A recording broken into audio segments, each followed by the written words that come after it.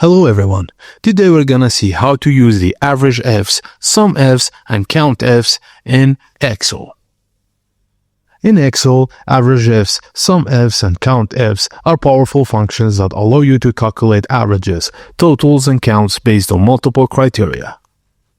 Firstly, the average ifs function calculates the average of a range of cells based on multiple criteria. Just select the cell and write the formula like this, then press Enter. This formula calculates the average of the amount for a specific agent and date. 2. SUMIFS. The SUMIFS function adds the values of cells based on multiple criteria.